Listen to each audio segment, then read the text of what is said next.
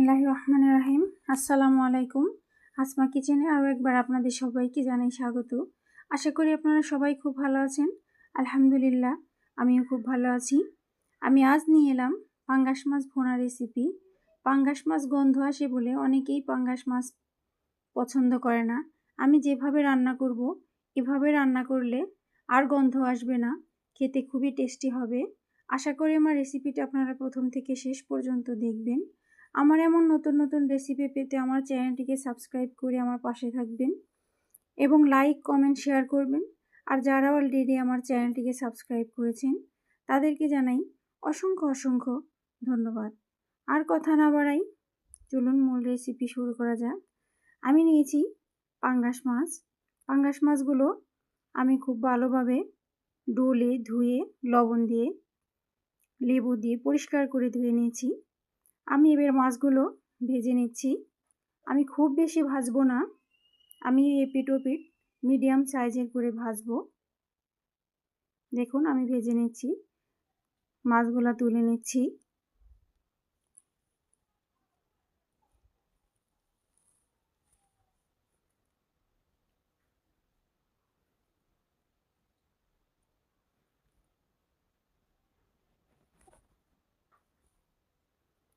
আমি আবারও মাছ দিয়ে দিলাম, ভেজে নেব।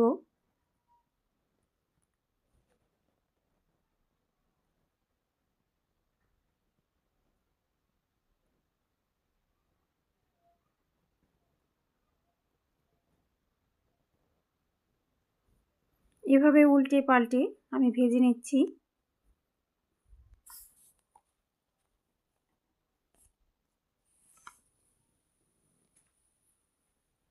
আমি তুলে নিচ্ছি।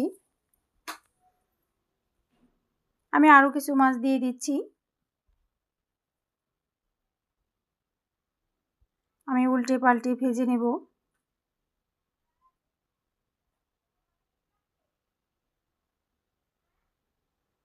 এইভাবে মাছগুলো ভেজে নিলে আর গন্ধ আসবে না, খেতেও ভালো লাগবে।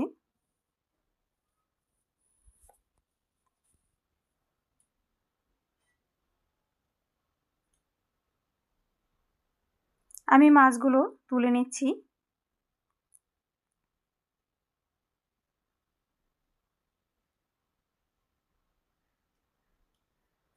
দেখুন মাছগুলা ভাজা হয়ে গেছে। এবার আমি একটা পাতিলে দিয়ে দিয়েছি সরিষার তেল, দিয়ে দিলাম জিরা ফোড়ন,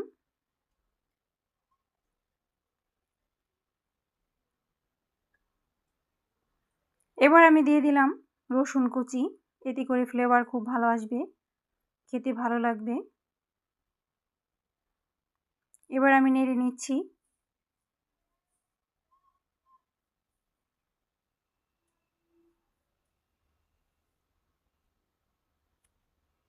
দেখুন বাদামি কালার হয়ে আসছে, খুব ভালো একটা ফ্লেভার আসছে। এবার আমি দিয়ে দিলাম পেঁয়াজ কুচি, 1 কাপ পেঁয়াজ কুচি দিয়ে দিলাম। এবার নেড়ে নিচ্ছি।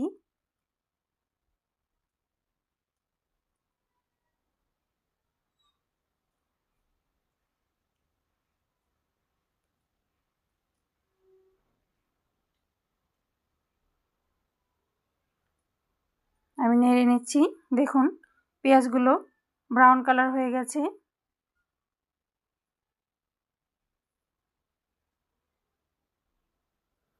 এ পর্যায়ে আমি দিয়ে দিলাম কাঁচামরিচ,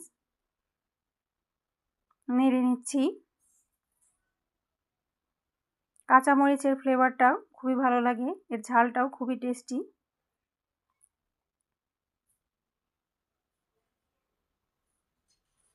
এবার আমি দিয়ে দিলাম আদা, রসুন, পেঁয়াজ, জিরা আমি ব্লেন্ড করে নিয়েছিলাম, দিয়ে দিলাম।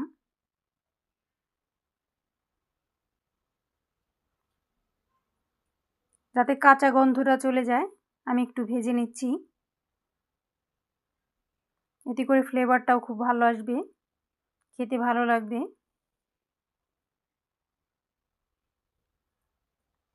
এবার আমি দিয়ে দিলাম লবণ, আমি একটু লবণ দিয়ে দিলাম।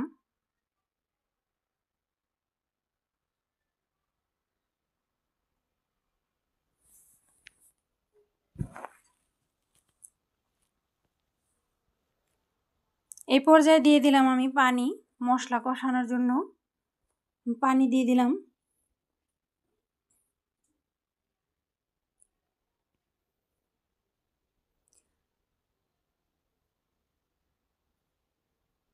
আমি দিয়ে দিলাম মরিচ গুঁড়া, হলুদ গুঁড়া,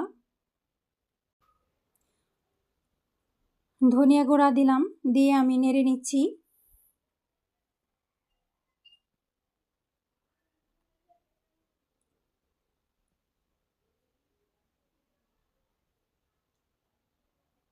দেখুন তেলটা আলাদা হয়ে গেছে।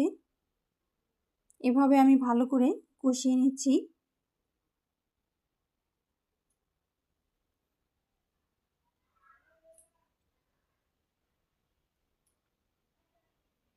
এই মশলাটা যত ভালোভাবে কষানো যাবে মাছটা খেতে ততই ভালো লাগবে। আমি ভালো করে নেড়ে নিলাম। এবার আমি দিয়ে দিলাম পানি। এবার আমি নেড়ে নিলাম।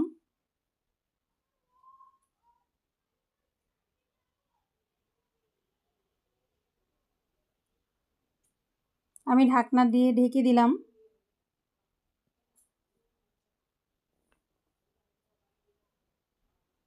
দেখুন বলক উঠে গেছে।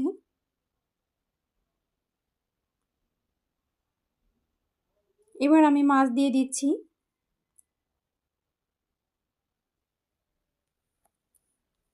ভেজে রাখা মাছগুলো দিয়ে দিলাম।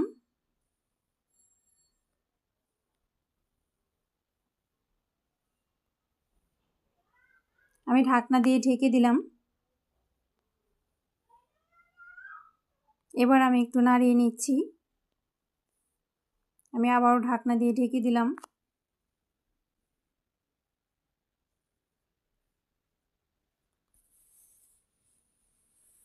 ঢাকনাটা তুলে নিলাম। দেখুন তেলটা ছেড়ে দিয়েছে, কতটা সুন্দর লাগছে। মাশাআল্লাহ, অনেক সুন্দর লাগছে, খেতে খুবই ভালো হবে। আমি দিয়ে দিলাম ধনিয়া পাতা। এই ধনিয়া পাতা দিলে খুব ভালো টেস্টি হয়। আমি দিয়ে দিলাম কাঁচামরিচ, একটা কাঁচামরিচ টুকরো করে দিয়েছি। এবার আমি ঢেকে রেখে দিব। আমি 5 মিনিট ঢেকে রান্না করব। এতে করে ফ্লেভারটা খুব ভালো আসবে, খেতেও ভালো লাগবে।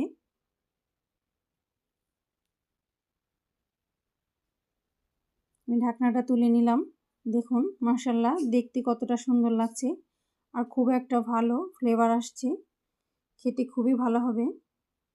দেখুন এভাবে আপনারা বাসায় রান্না করে খাবেন আর আমাকে কমেন্ট করে জানাবেন খেতে কেমন হয়েছে। আমি সার্ভ করে নিচ্ছি।